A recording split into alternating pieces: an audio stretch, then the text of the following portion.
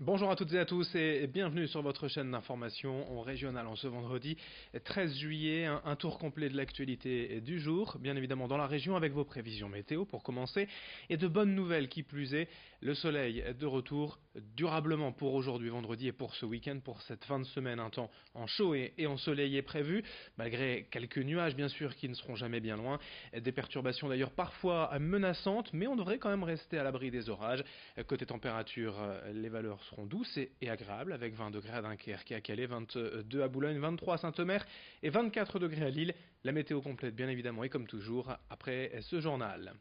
À la une tout d'abord une première image pour évoquer ce chantier bénévole et solidaire international également en ce moment durant l'été à Walers-Sarambert. À l'origine ce projet a été initié en Picardie mais depuis l'Union des Hauts-de-France il a été généralisé à l'ensemble du territoire. Au programme 50 jeunes du monde entier, des Japonais, des Mexicains, des Tunisiens qui vont rénover un secteur pavé ici bien connu des cyclistes avec deux temps dans la journée, d'abord le travail le matin puis des loisirs l'après-midi pour apprendre à mieux se connaître et passer de bons moments ensemble.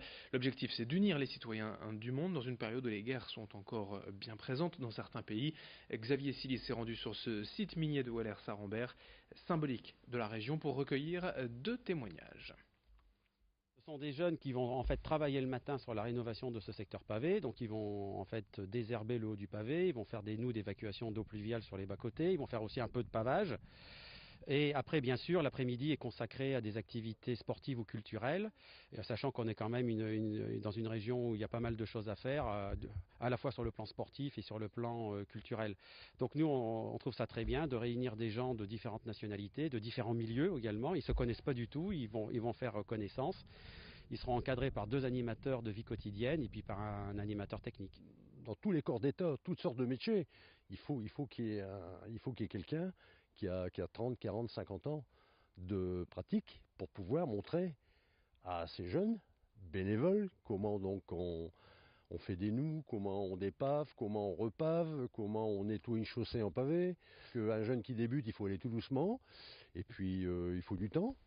Et puis leur montrer, surtout leur montrer comment on se sert d'une bêche, d'une pioche, d'une maramine, d'un balai, d'une brouette, qui est la base de mon métier.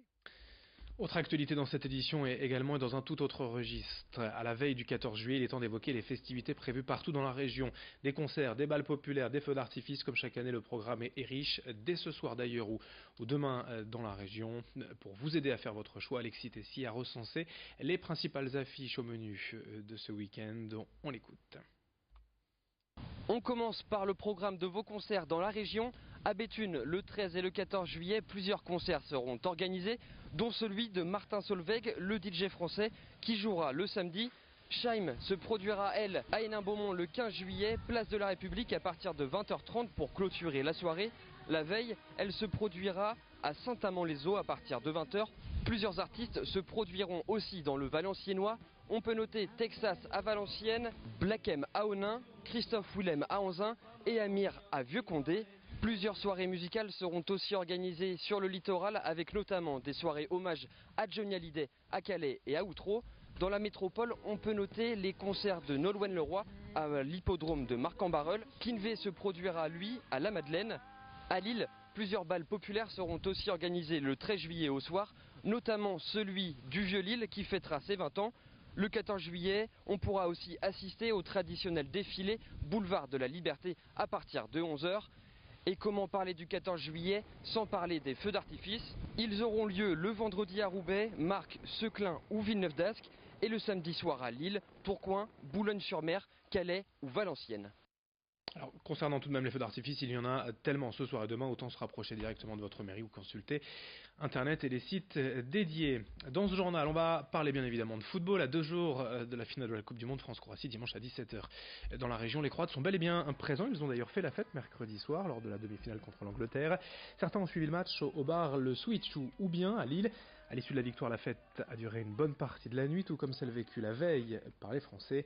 Barbara Srinjak, fille de Croate installée en France, était de la partie. Elle soutient la Croatie à 100% et salue le parcours d'une équipe qui ne figurait pas parmi les grands favoris de cette Coupe du Monde. Idil Gunay l'a rencontré avant cette finale, on l'écoute. Bon bah c'était pas tout à fait ça, faut bien se l'avouer. Et puis heureusement en deuxième mi-temps on est reparti et on a pu égaliser et puis là on a vu tout de suite après l'égalisation, bon bah là les joueurs ça leur a redonné un coup de boost et nous aussi et donc l'ambiance s'est réchauffée. Pas surprise parce qu'on y croit à chaque fois. À chaque fois que la Croatie est sélectionnée, que ce soit en Coupe du Monde ou en Coupe d'Europe, on est à fond derrière notre équipe. Et la raison pour laquelle on y croit, c'est pas seulement parce qu'on aime notre pays et notre équipe, mais c'est aussi parce qu'on a des bons athlètes dans notre pays. Il suffit de voir plusieurs sports où la Croatie est présente. On est bon en handball, on est bon en water-polo, on a des bons tennisman. Enfin voilà, il y a plusieurs disciplines où les Croates sont présents à l'international. Donc on y croyait encore une fois et cette fois on est allé jusqu'à la finale. Donc voilà. Et pour terminer ce journal, avis aux amateurs de bateaux et de théâtre, jusqu'à dimanche, l'hydroplane est amarré à la Bassée. Ce drôle d'engin, vous le voyez, va en fait sillonner les voies fluviales du Nord pendant tout l'été avec à son bord un nouveau spectacle signé de la compagnie Transport culturel fluvial et dédié à la vie de Marthe Auvelin, femme passionnée d'aviation et engagée dans l'armée lors de la Première Guerre mondiale. C'est d'ailleurs l'idée de ce grand ballon sur le toit. En complément de ce récit, les spectateurs sont invités à découvrir les mystères de l'eau et de l'air avec des ateliers tant poétiques que scientifique. Il y a des concerts, des expositions, des projections et forcément la visite de cette hydroplane ne ressemble à aucune autre. Explication au micro de Brieux Gorchy.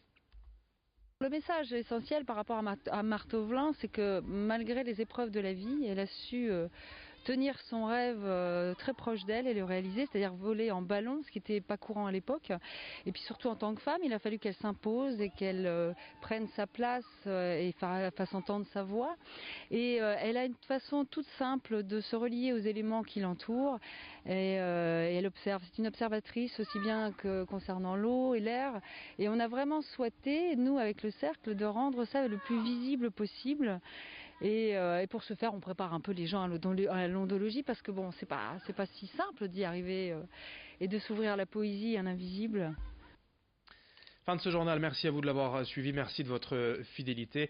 L'info revient dans un instant sur votre chaîne d'actualité régionale. À très vite.